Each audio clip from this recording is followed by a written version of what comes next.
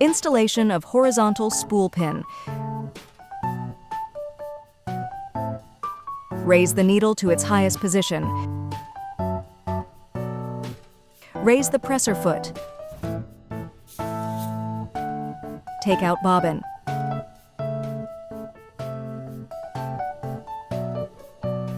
Pull the thread out from the spool.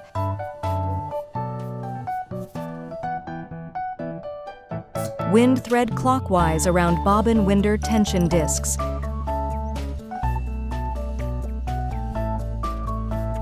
Thread bobbin and place on spindle. Push bobbin spindle to right. Turn on the sewing machine. The power switch is set to I. Hold on to end of thread. Step on foot control pedal.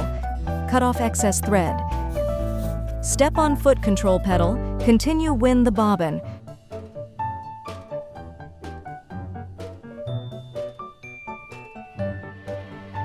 Push bobbin spindle to left and remove it.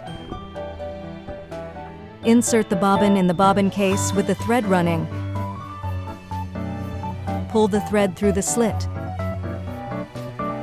Pull out about 6 inches of thread and attach the bobbin cover plate.